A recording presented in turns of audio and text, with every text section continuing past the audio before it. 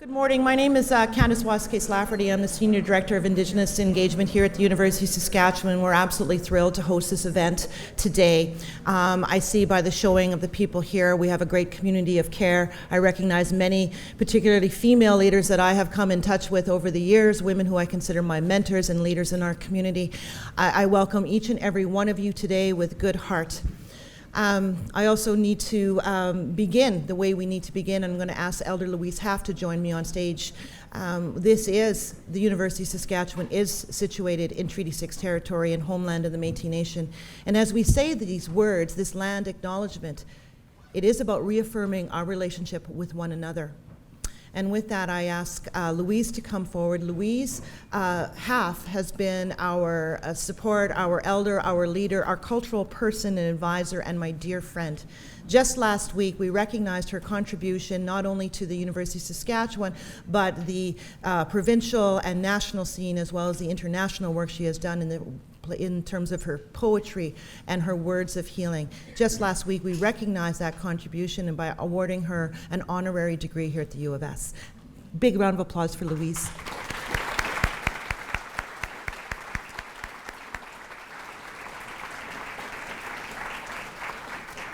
And as she comes forward, I've already offered the appropriate protocol, and I asked her to bless this event and bless each one of us here today.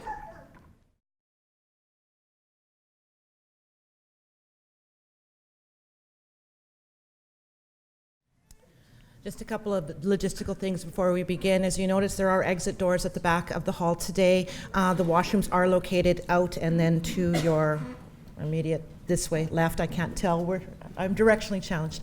And I also want to say hello. We are being live streamed today to our friends in Regina. Thank you for viewing in. We'll also, I believe, be Facebook Live. Someone give me a nod. Anyway, that's where we will be. So this will be captured, but we want to also offer you a sense of safety and security. I want to give a huge thank you to the Saskatoon Tribal Council for sending us our wellness people today. So we've got Kathy, and we've got Vince, and we've got Charles, and I'm wondering if you can just sort of give everyone a bit wave.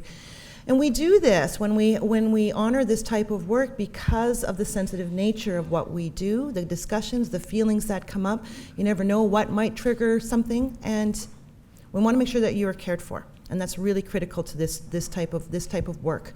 There's also a space that you can go with one of our support people to. So just a huge thank you to Saskatoon Tribal Council for that. So we have that. We have a few speakers bring words of welcome and ground us where we are here in Saskatoon and some of the advocacy work that's done locally. Then I will introduce the commissioners, and you'll receive a broader message from the Chief Commissioner, Buller, and then we will invite everyone to the stage. And I'll also be introducing our moderator for the day.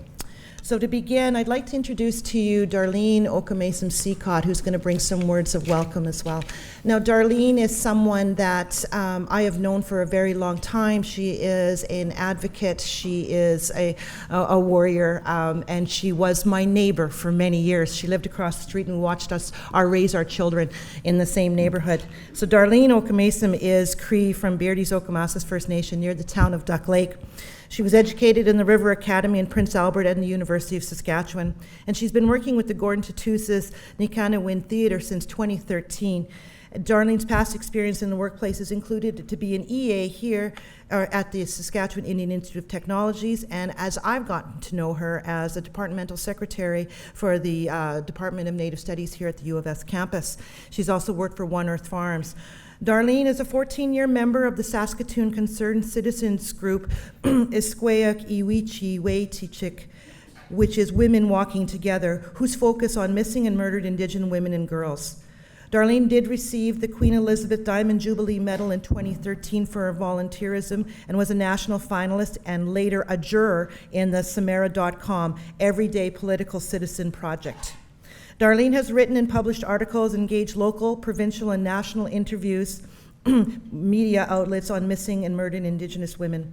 Darlene has been the non-legal advocate for Isquayak, or the party with standing status for the National Enquirer to the MMIWG 2S. She currently lives in Saskatoon with her husband Chris, and mother to Christopher, And she is the mother to Christopher, Corey, Aaron, Sunflower, and she's also a grandmother to Albert Jr. and Deshawn and Joseph. And all of her family, enjoy the local, provincial, and national art scenes. Please help me welcome Darlene Okamason-Seascott.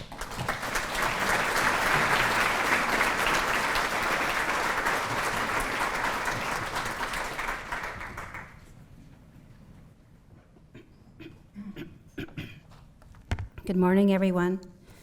Tanse and early good morning to all of you that are gathered here today. I want to thank the Johnson Shoyama Graduate School of Public Policy, the University of Saskatchewan Office of the Vice-Provost Indigenous Engagement, and the Department of Indigenous Studies in the College of Arts and Science in partnership with the National Inquiry into Murdered and Missing Indigenous Women and Girls and the Two-Spirited LGBTQIA. I also thank Elder Louise Half for her prayers. As many of you know, in this room and around the city, that is Squewakiwichiwichitik, Women Walking Together, came together in September 2005 to address the national crisis of our missing Indigenous women, girls, daughters, mothers, sisters, nieces, grandmothers in this country. It has not been an easy road. There is evidence of crime, proving as deliberate mechanisms, as stated in Article 2 of the Genocide Convention.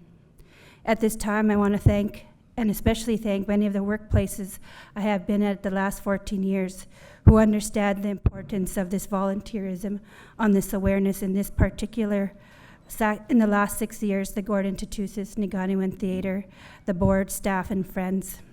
Lastly, on behalf of my husband, Chris Seacott, who couldn't be here, and our co-chair, Myrna LaPlante, welcome to Commissioner Marion Buller, Commissioner Brian Eyolfson, Commissioner Kaya Robinson, welcome to Treaty 6, Homeland of the Métis, and the University of Saskatchewan as we discuss post-final report together. Let our minds be one.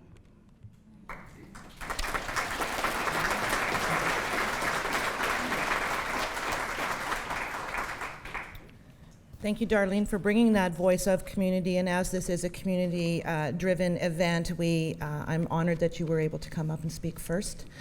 And we are your humble hosts. And I would like to now call forward the president of the University of Saskatchewan, Peter Stoichev.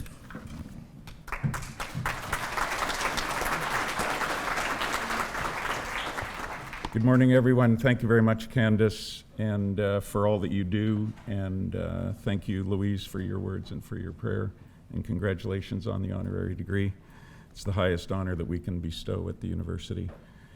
Thank you, Darlene, for your words as well. I do want to thank the Johnson Shoyama School for Public Policy. They are the main catalyst for this event and why we're all able to be here today. Murray Fulton is in the audience, and I want to thank him for all the work that he and his team have done.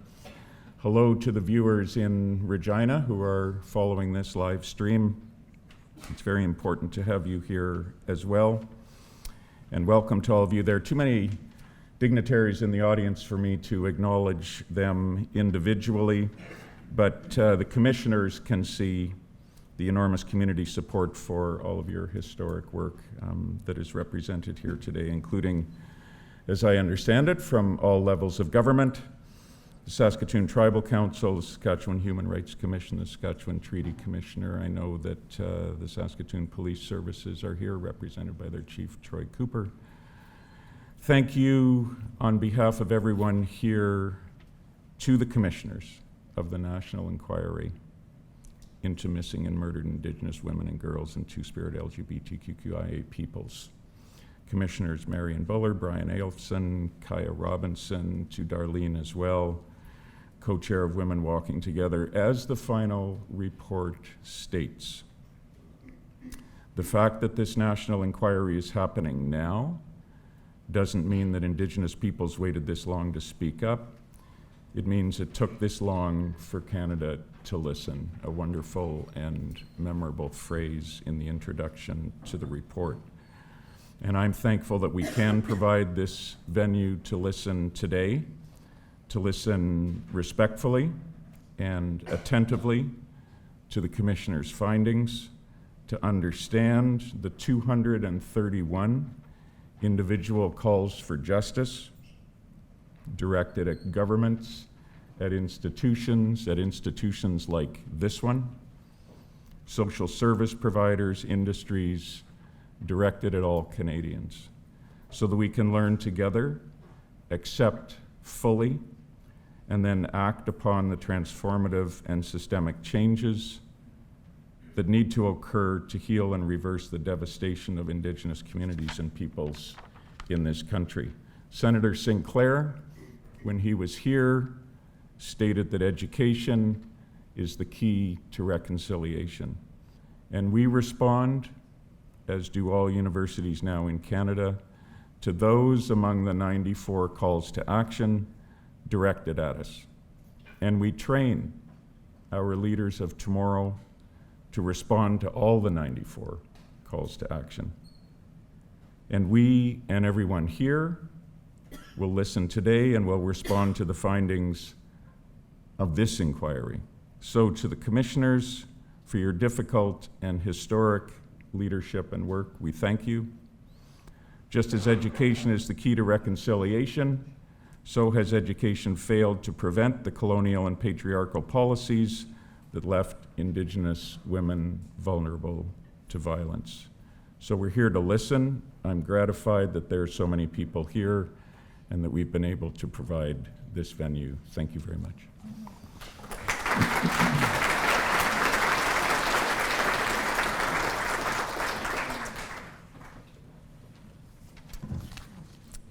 Thank you very much, President Stoichev. Today's session is going to be moderated by someone who I consider a new friend.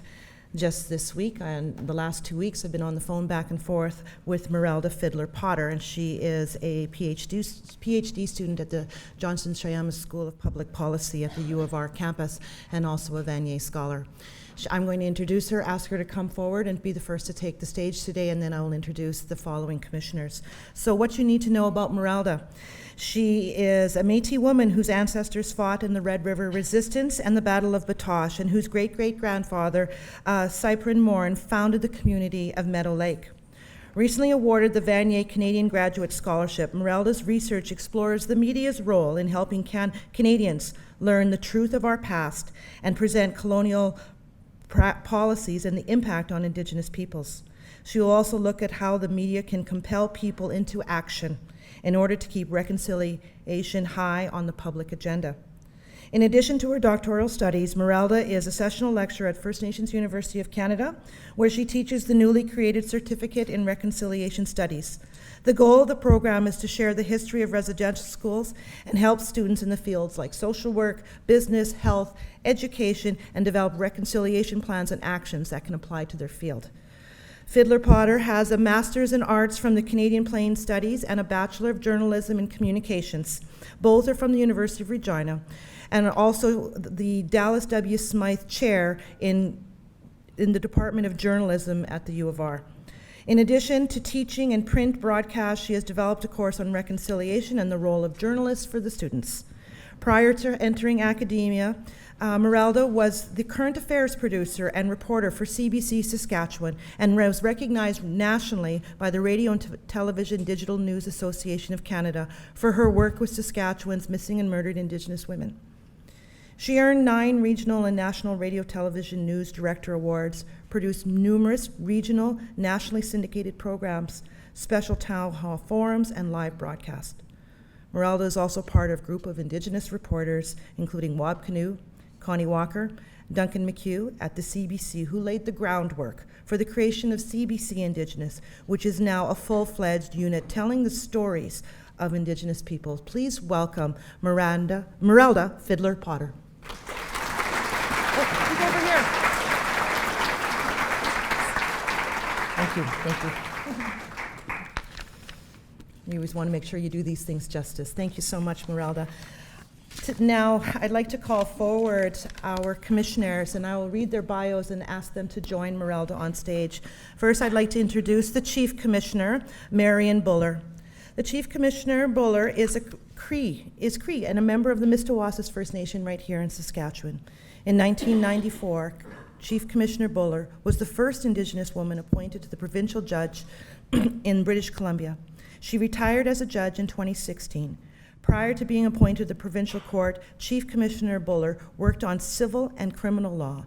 She was the Commissioner Counsel for the Caribou Chilcotin Justice Inquiry.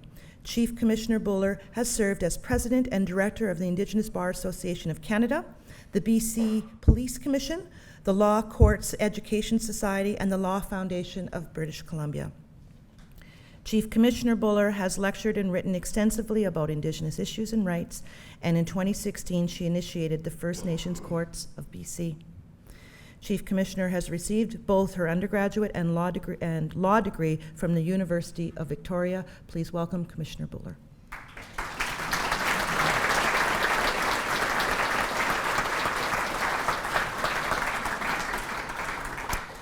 The second of our panelists, I'd like to introduce you to Commissioner, and he's going to just look at me like this, Commissioner Eyolfson. Oh, you'll do well when you come up and you'll introduce yourself. I always want to honor people's name because I tell you, as a WASA case, I get it. He has a BSc in psychology and an LLB from Queen's University and an LLM specializing in administrative law from Osgoode Hall Law School, and was called to the bar in 1994. Prior to his appointment, Commissioner Brian, I'm just going to call you Commissioner Brian, was the Acting Deputy Director of Legal Services Branch in Ontario Ministry of Indigenous Relations and Reconciliation. He was the Vice Chair of the Human Rights Tribunal of Ontario, where he adjudicated and mediated human rights applications between 2007 and 2016. Commissioner Brian was Senior Staff Lawyer with the Aboriginal Legal Services of Toronto, where he practiced human rights, Aboriginal and administrative law before a variety of tribunals and courts.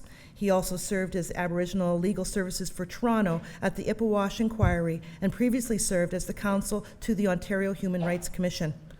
Please welcome Commissioner Eyolfson.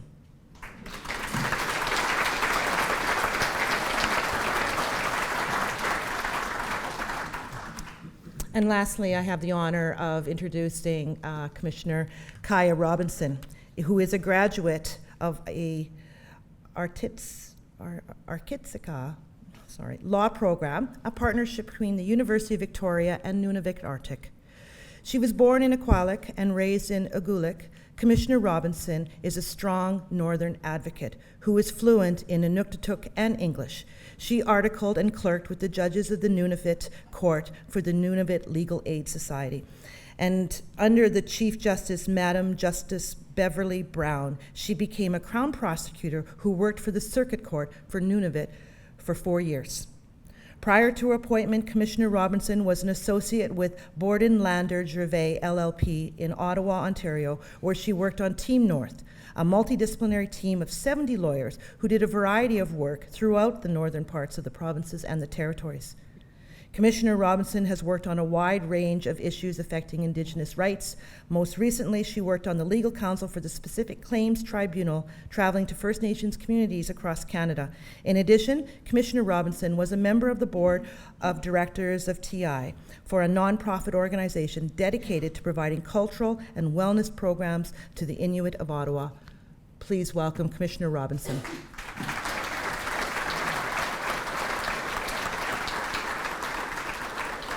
At this time, I will turn it over to our moderator, and best of luck and great discussions.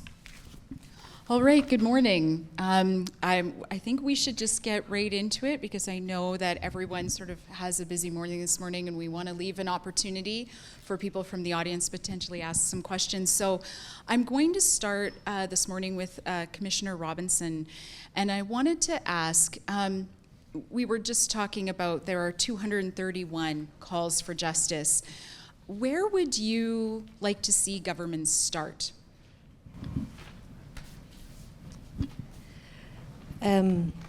First, I'd like to express my gratitude for this warm welcome. Thank you for the prayer. And I'm notorious for speaking softly, so I'll be mindful of that, and thank you.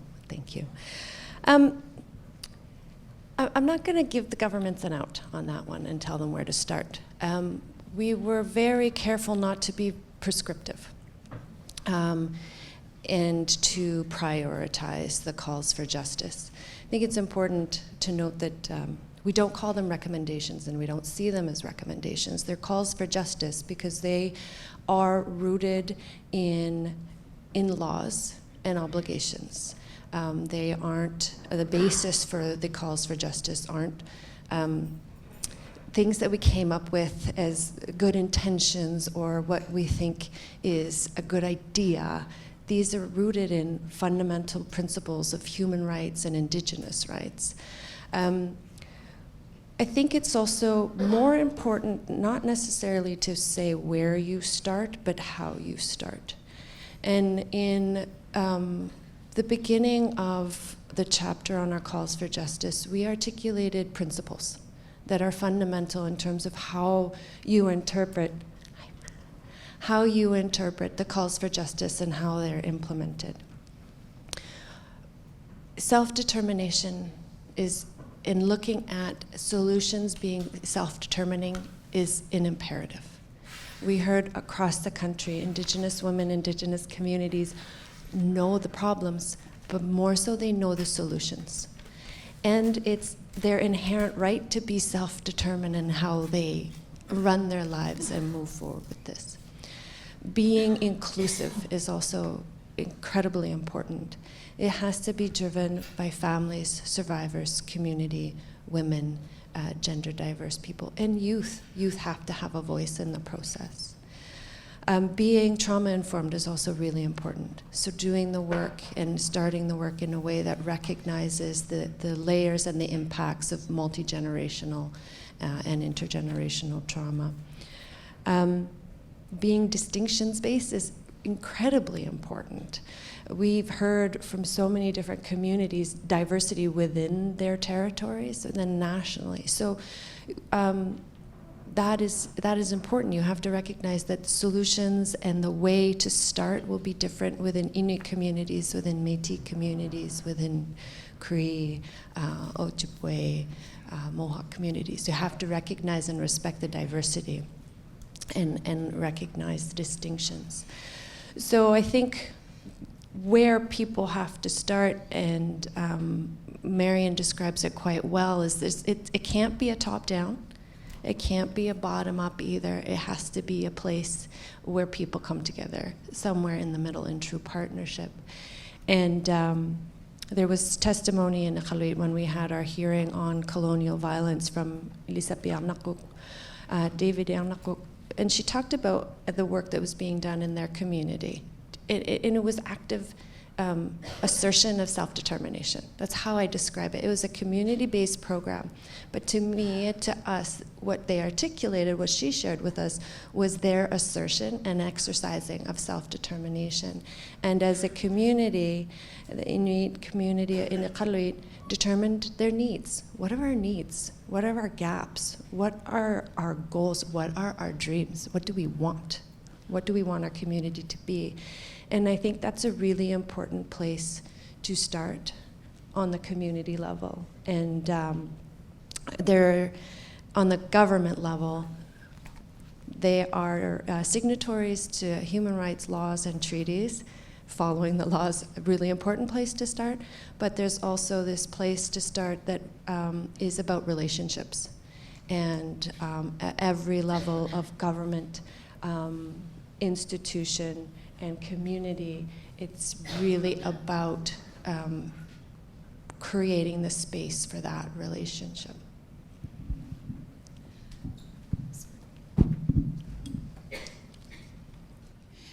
Just building on then the conversation about relationships, and we'll just pick up from there. Commissioner Eyolfson, I wonder if you could speak a little bit to how important it is for Canadians to really understand that link between our colonial past and how do we overcome what is a little bit of resistance to overcoming, wanting to understand that. For sure. Thank you. First of all, I just want to say thank you for the opportunity to be here and for the welcoming and the prayer this morning. I think it's really important for Canadians to understand the link that this crisis has to colonialism in this country. Because I don't think you can really address this problem in a meaningful way if you don't understand the root causes of the problem. And those root causes go back hundreds of years and are sometimes quite complex. We found that colonialism was one of the key root causes that leads to violence against Indigenous women and girls and trans and two-spirit people in this country. So in order to move forward, I think you need to have an understanding of the ways in which colonialism has, through policies, through laws, through practices, marginalized Indigenous women and girls in terms of socioeconomic ways and political ways, and that this has created an erosion of security for Indigenous women and girls. It's caused a displacement of Indigenous women and girls and trans and two-spirit people from their communities, from their families, from their land, and they've been marginalized politically. And this has huge impacts for the security of Indigenous women and girls and in turn their safety. So we found that colonialism is one of the things that explains the high rates of violence that Indigenous women and girls and 2S LGBTQI people experience in their lives. So I think it's important to understand, but then to move forward once you have that understanding. And in terms of dealing with some of the resistance, I think education is key. And I think we've set out quite a few calls for justice in our report that address education in various sectors and institutions, but also education more broadly for Canadian society. So I think that's key, as well as building relationships. And we've also have calls for justice for all Canadians that address building relationships, learning about the history of the Indigenous communities around where you live, taking the time and space to make those relationships in a very positive way. So I think those are some of the ways of moving forward in a good way. Thank you. I just want to take a moment just to welcome everybody again here at the U of S, also those at the U of R who are joining us via live stream, and those on Facebook Live. We are having a conversation with the commissioners for the missing and murdered Indigenous women and girls.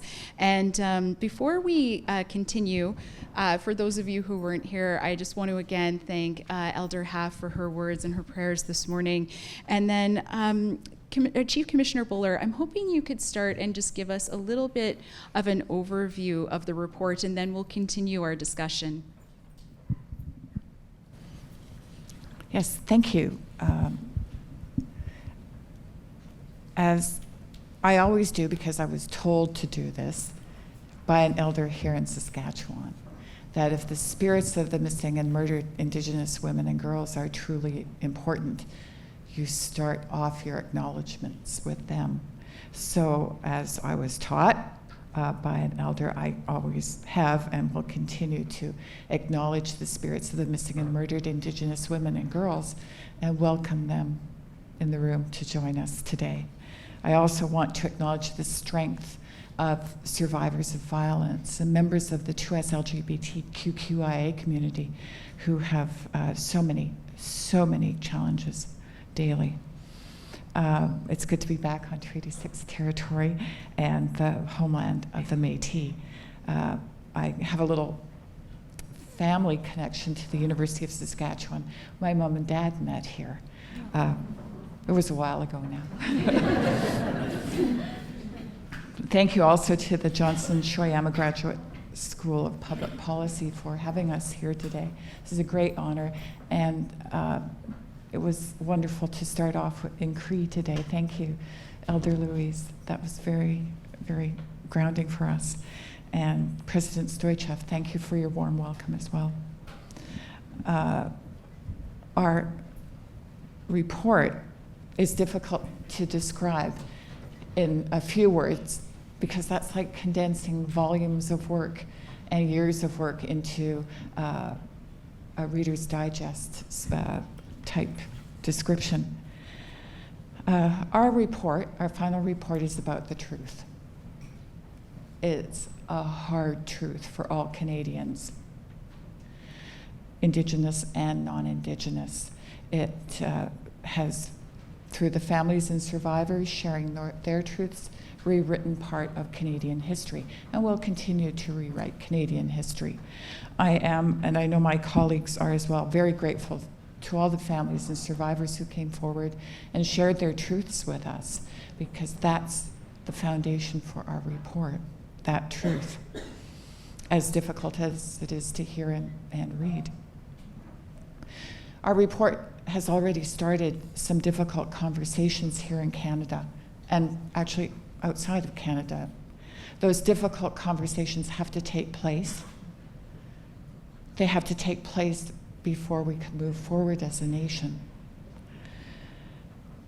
I was also told by an elder here in Saskatchewan that we have to get past the guilt. We have to get past the shame. And we have to move forward. We can't stay stuck where we are right now.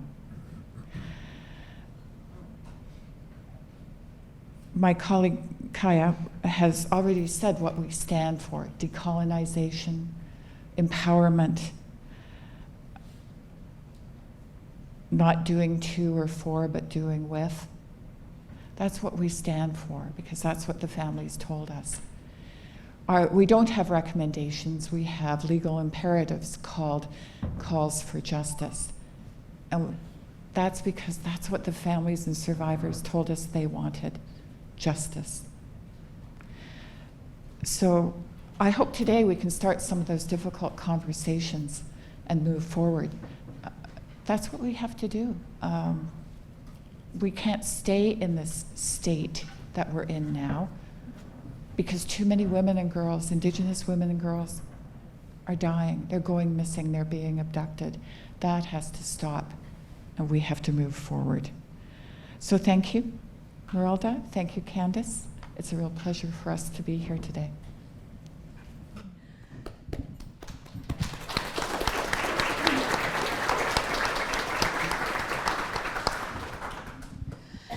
Speaking of the difficult conversations that you just mentioned, one of those conversations, of course, is the use of the word genocide.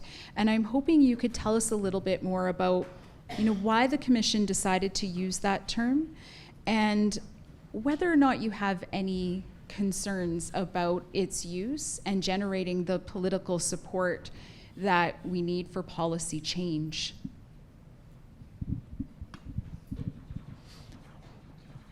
I hope I don't sound too terse in my answer. We used the term genocide because of the evidence that we heard, because of the law about genocide, and therefore because it's the correct term.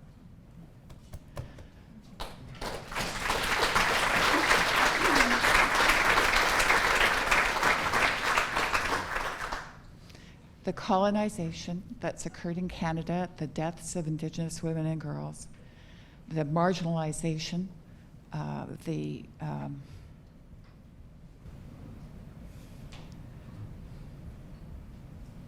deliberate attempts through law and policy to clear the land of Indians over years cannot be characterized as a misunderstanding, a mistake, or a misguided and momentary lapse in public policy. This has been 500 years in the making. It's the right term. No other term will do. Now, do I have any concerns about the use of the term? Absolutely not, because we've already started some difficult conversations in Canada by using the word genocide and people debating whether or not they believe genocide has occurred. I think we have to accept the fact, like the elder told me here in Saskatchewan, look, we've inherited a mess. I don't think there's anybody in the room now who's old enough to have been an Indian agent, for example, or worked in Indian affairs when the residential schools were being developed. I don't see anybody here in the room who did that. But look at what we as a nation, look at what we as this generation have inherited. Genocide, a real mess. and we have to clean it up. So let's move past the guilt and let's move past the shame of our history together as a nation, as this elder told me, and move ahead. We have to accept the true history. We have to acknowledge it, learn from it, and not repeat it. We have to move forward. Now, I know this is a question that you were all hoping to start with, so I'll just keep moving down the line. Commissioner Eyolfson. Thank you. I think the Chief Commissioner has answered the question quite fully, and I don't really have anything to add, but I agree. We need to accept the findings of this inquiry, and we need to work together to move on to address this national crisis. Much like Brian, Marion has covered a lot of, I echo what she has shared. I have no hesitation using the word. This is what the evidence that we've heard across this country, the over 2,000 families that have shared with us, the years and years of reports and studies and international law and domestic law, this is what that tells us this is. I'm not concerned about using the word, and it might have really difficult implications, consequences, provoke really uncomfortable feelings, but it's the truth. And we cannot have reconciliation without true acknowledgement of what brought us here. And I've had a number of elders approach me since the release of the report and talk about the power of the acknowledgement. Power of hearing the Prime Minister say we accept these findings, including genocide. One woman shared with me that this means we don't have to convince people anymore. And the power of being freed from that trap of always having to explain and defend is priceless. And I've had other elders and women talk about how much it lifted this weight, this burden off of them. Felt like it freed generations, their ancestors.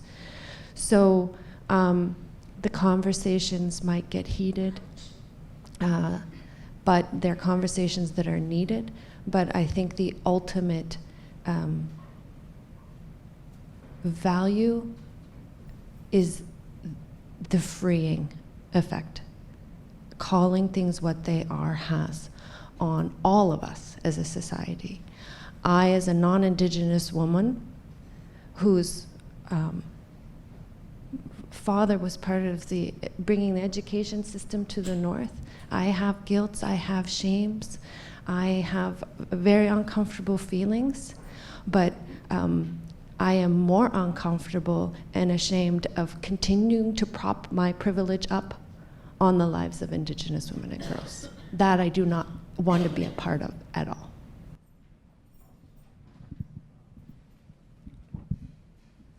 When we talk about having these difficult conversations and we talk about where, excuse me, to have them, one of the sections of the report, it makes special mention of the role of educational institutes, the role that they can play in addressing the issues you've identified. Chief Commissioner Buller, what are one or two specific things you think universities, since we're at the U of S today, what do you think universities can do? Well, with the greatest respect, I think the question has to be reframed. And I would put the question as, how can a university or a college, any level of education for that matter, how can an institution work with Indigenous women and girls, to us LGBTQIA people, as equal partners to move forward and decolonize the institution as such? And I think the starting point with that is to first of all read the report, because I have to say there's a lot of misinformation in social media in particular, about our report. I think it's important that people read the report and learn the facts for themselves. I think that from an institutional perspective, I think, and it's only my opinion, that there has to be a reevaluation of everything that happens, from curricula to safety of students on campus to even hiring practices. How are we going to decolonize ourselves? Because the first step in that is to understand you're colonizing. So how can we decolonize? Now, I'll be a little bit more specific. This was a question that came up when I was in law school, and much to the credit of where I went to law school in Victoria, they changed the curriculum so that Indigenous law, as it was called then, or Native law, I'm dating myself now, was an elective course. It was an add-on. But now, Indigenous principles of law are integrated into every course, into the entire curriculum. So it's not an add-on, it's not an option. That law, that body of Indigenous law, is an equal partner in educating students. So I think it's really important to remember some basic criteria. And I like to speak in bullet points that are now called buller points. But I'm not saying who came up with that name. But let's forget about doing to and doing for. Let's not ask those questions. Let's not frame the questions that way. It's, as Commissioner Robinson, Kaya has said, it's do with, not for, not to, do with. That's the question. Thank you. Commissioner Robinson, one question that comes up again and again is how can we hold not just governments but ourselves accountable to act now that the report is out? We've read the calls to justice, we've read the report. How do we hold ourselves to be accountable? Accountability is such a fundamental issue throughout the work that we've done. Lack of reliable accountability measures was something that we heard about in numerous institutions. But to go to your specific question about how do we have accountability now, I think about the important principles that we've learned about, particularly Indigenous legal principles, about relationships. I think that relationships cultivate mechanisms of accountability. So I think, and that's why having those relationships are so important. I am not going to turn my back on people or ignore situations that are being experienced by those I have a relationship with. So there's ways that we can ensure that there are mechanisms of accountability moving forward in every level, in our schools. It's all about building those relationships, ensuring school boards have Indigenous peoples on it, police bodies, police oversight bodies, police governance bodies having representation from the Indigenous community on those boards, doing with. I think that doing with creates elements of accountability. However, we have to go above that because there are legal imperatives that governments need to be following and need to be abiding by, protecting Indigenous rights, upholding Indigenous rights, and not infringing on them, as well as human rights. And that's why we've called for the establishment of an Indigenous and human rights ombudsperson, as well as a tribunal. We've heard across the country how impossible it is to get cases legitimate complaints, whether it's against social services or educational institutions or the grocery store for experiences of discrimination, experiences of racism, of human rights violations. And to have to go through courts that don't have expertise in Indigenous rights, that don't have expertise in human rights. It's also like this, as a law school question, so many different layers of jurisdiction. And we talk about this jurisdictional neglect, that if you're on reserve to get any kind of remedy, you have to go to this body. If you're in an urban setting, you have to go to this agency and this oversight body. It's not working, and there isn't that expertise, and it isn't self-determined in any way, these bodies. So it's really important that this ombudsperson position and a tribunal be established with Indigenous peoples so that Indigenous peoples have that recourse, because accountability within our systems require mechanisms to enforce and to require action. Just before we turn it over to questions from the floor, I wanted to just follow up on something that has been a theme this morning, which is working with. Maybe you can give us a sense of what kind of relationships and alliances you're hoping to see so that women and girls and 2S LGBTQIA people can all be supported and we can see more action. Thank you. So one thing that we heard over and over again in our hearings, especially from family members and survivors during our community hearings, was that Indigenous women and girls and 2S LGBTQI people know the solutions.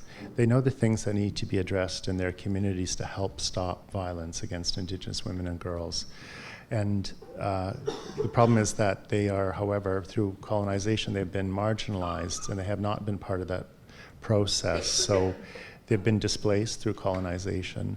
And one of the pathways that we identified 4 pathways that help reinforce these colonial practices. And one that we need to address and bring an end to is this undervaluing of the perspectives, of the expertise, of the knowledge of Indigenous women and girls and trans and two-spirit people.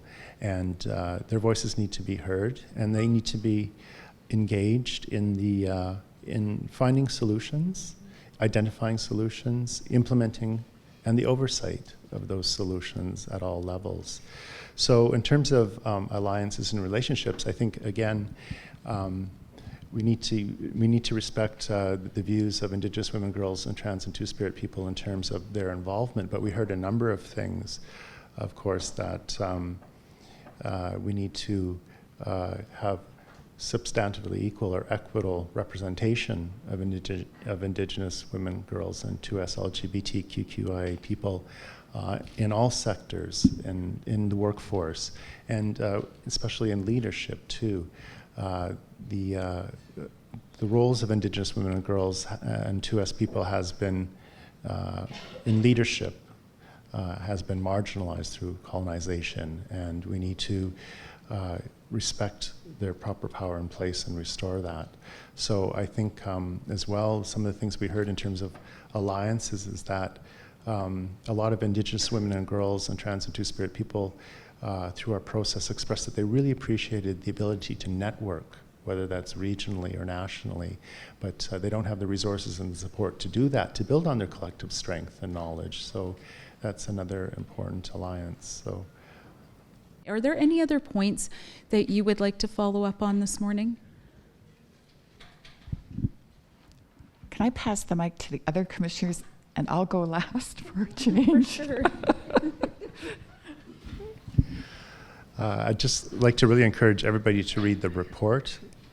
And in terms of calls for justice, we also have a section that's calls for justice for all Canadians, what everybody can do in their day-to-day lives in terms of learning about the issues that affect Indigenous peoples, about the issue of violence against Indigenous women and girls and 2S and trans people, and about how to improve relationships and move forward in a positive way. So I encourage everybody to have a look at that.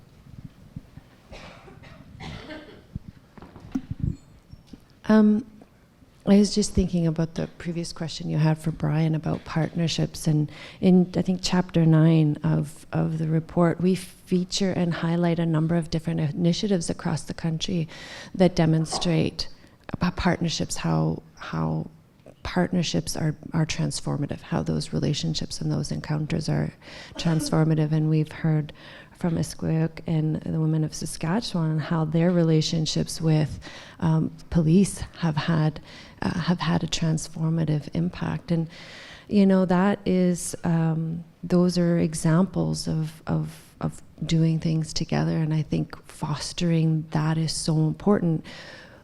We need it to be supported, though, right? The capacity and the political self-determination of Indigenous women.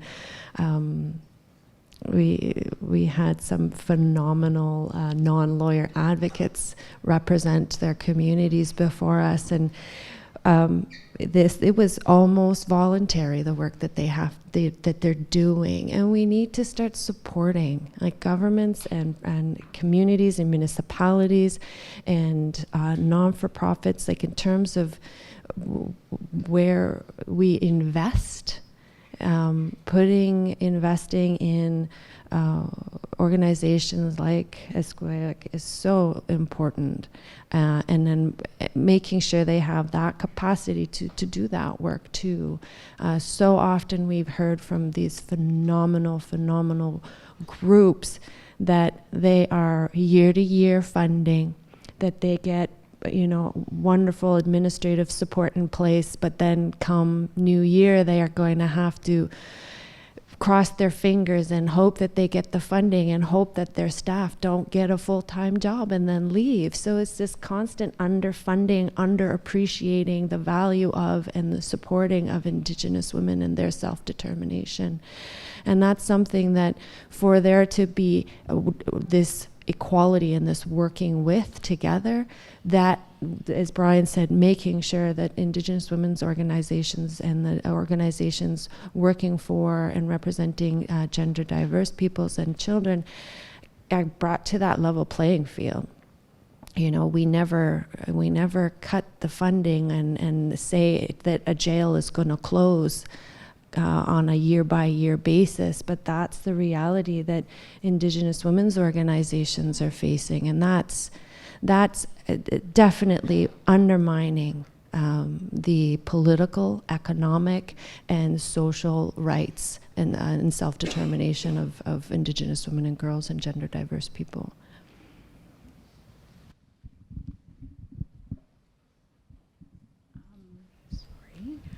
Before we go to your thoughts, we do have a question on the mic over here, so we will go there and go ahead. Thank you. My name is Colleen Bell, and I teach here in the Department of Political Studies in the College of Arts and Science. I'm an international relations scholar, and one of the questions that I have about, I guess not just the report, but the kind of spirit of reconciliation, is the question of what the international dimensions are. So, and I have read the report, but I wondered if there were parts of the report that you would think would extend in this way, or if just the spirit of the report maybe is relevant. The question really is, what are the international obligations of reconciliation? And so, if Canada is engaging in activities internationally that in many ways deny people self-determination or undermine their rights, is this, in your mind, does this have implications for being able to say that we're undertaking reconciliation, or Canada's undertaking reconciliation with Indigenous people here within Canada itself?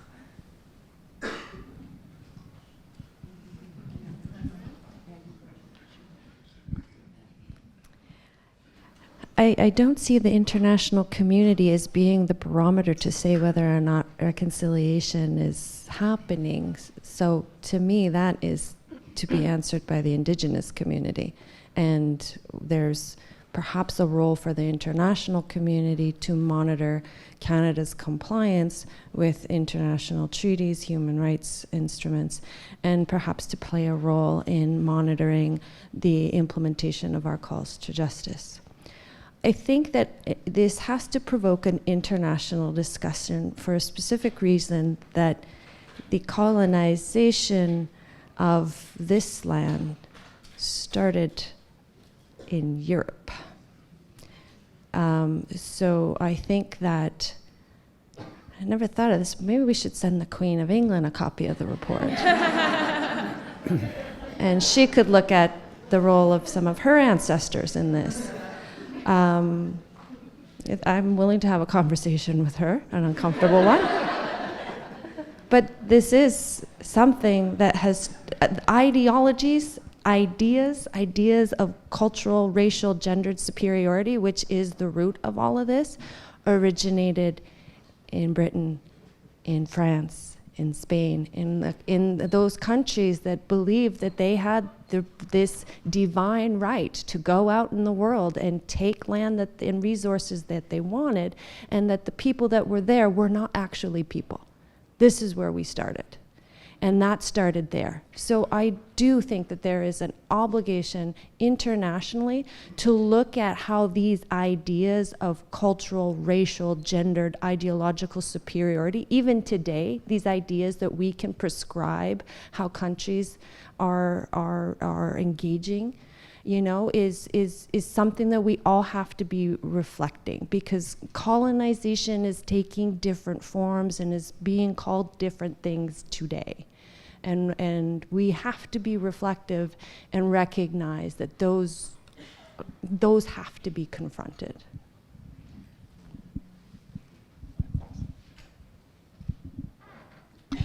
All right, we'll go to our mic over here now. Thank you. I want to thank the commissioners for what you've shared with us and for the work you did in bringing the truth forward. My name is Dennis Kendall. I grew up in this province in a rural community where I had no contact with First Nations or Métis people, just amazing isolation. I never met First Nations or Métis people until I came to the University of Saskatchewan in the 1960s. It's interesting, this theater that we're sitting in today was quite new then, and I remember my general education in arts and science, and we learned nothing of the history of First Nations and Métis people. I graduated from medicine in 1971. There was one Aboriginal student in the class before me, Mel LaValle. There was none in my class. And I guess I just want to say that I'm representative of a host of people in this province who have lived in ignorance for a long time. I thank you for bringing the truth to light. 73 years old at this late stage in my life.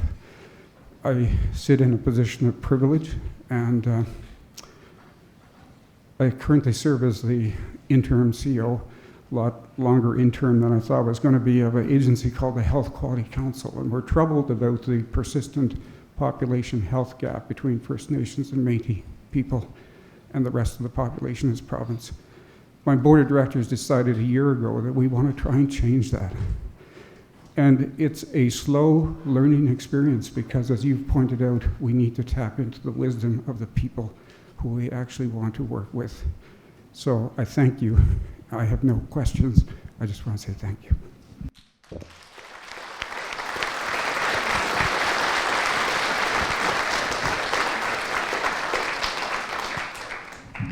I just want to add my thanks for your open mind, your open heart, and your open spirit. You're a true ally. Thank you. I just want to add one thing. We have a lot of resources on our website, which is www.MMIWG-FFADA.ca. And one of them is our education guide. It's called Their Voices Will Guide Us, and it's an education guide from K to post-secondary. And it's really helpful if you're asking yourselves some questions, or if you're looking to change curriculum, I just want to point that out our guide. It's really well done, and I've learned a lot from it as well. Thank you. All right, we have another question at the microphone. Good morning, everyone. My name is Lisa Morin. I'm originally from Pelican Arrows, Woodland Cree from Peter Ballantyne Cree Nation. And my question is, there is a lot of suicides in Indigenous communities, especially among young girls and women. Would you include this as a casualty of the continuing genocide? Thinking of some of the same factors that contribute to MMIWG are the same ones that contribute to these suicides.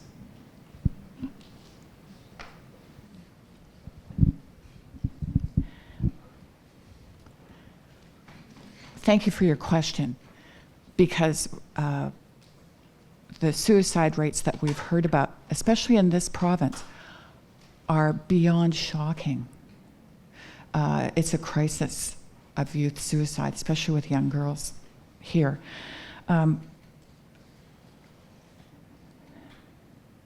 So,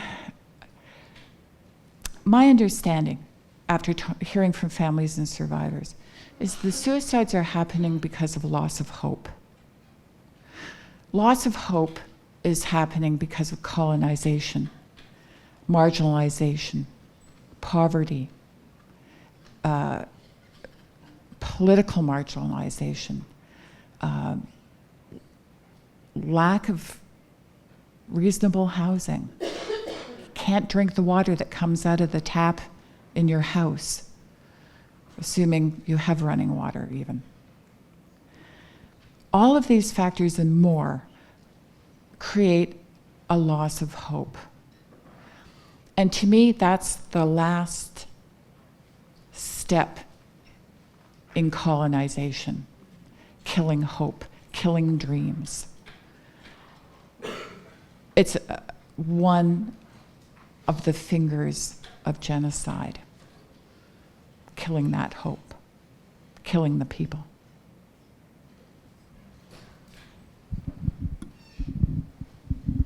Thank you.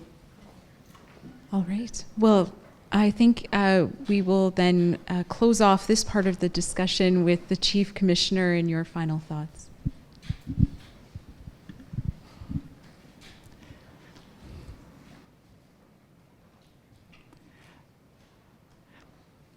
I'm glad some questions weren't asked, so thank you.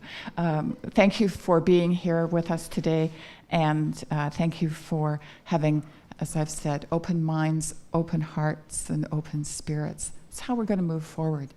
Canada, I believe, is destined to be a great country as long as we keep our hearts open, minds open, spirits open. Thank you.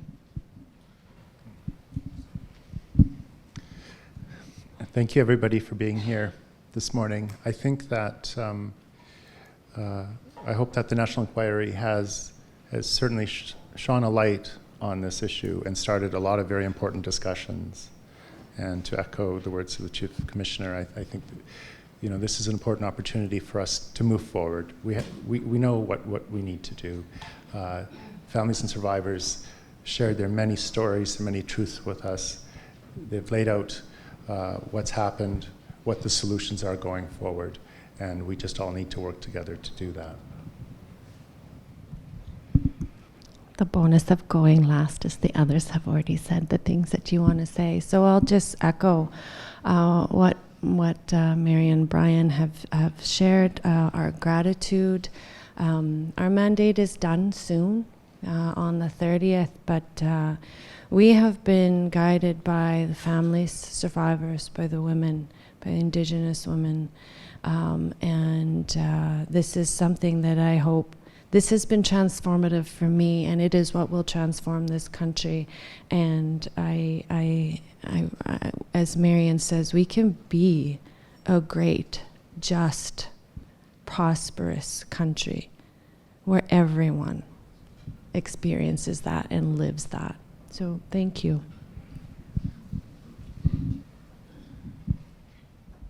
And And I just want to take this opportunity to thank all of you for coming here today, for answering our questions, and for all of the work that you've done.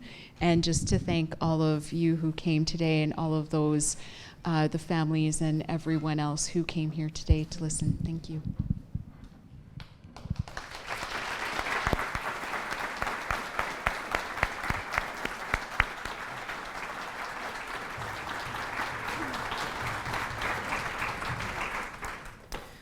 As we come to conclusion, I'm very mindful when I look across this room, there are many, many stories in this room.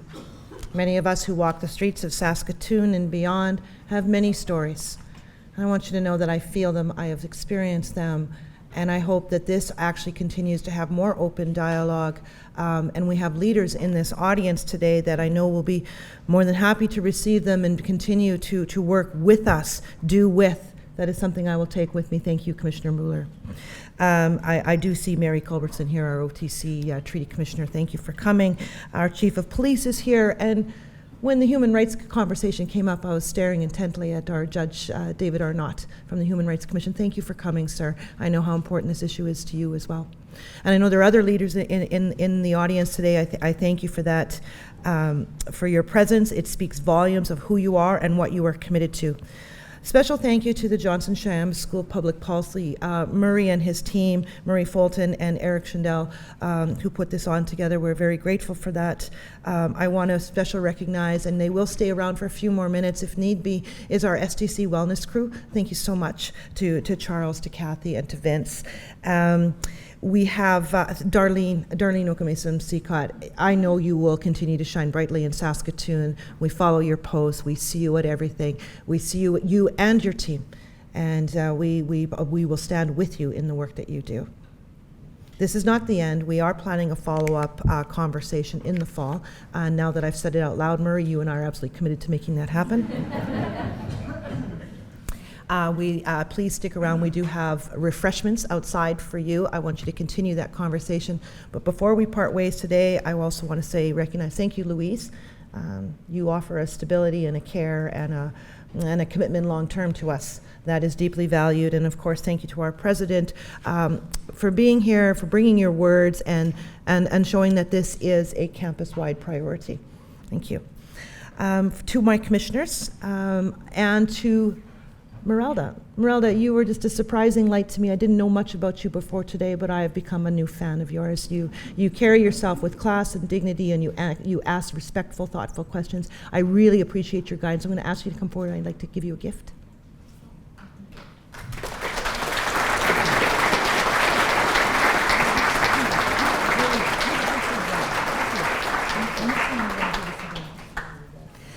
Can I have Kaya come forward?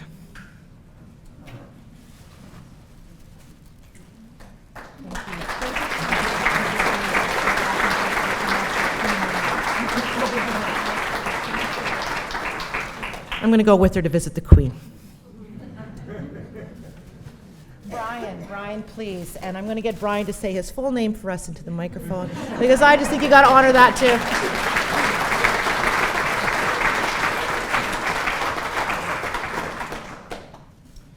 And welcome home to Commissioner Buller. The fact that you're from Mississauga, the way you speak about this community, you brought in a tremendous voice to us today. I hope you come visit us again. I hope you can continue to be part of our dialogue.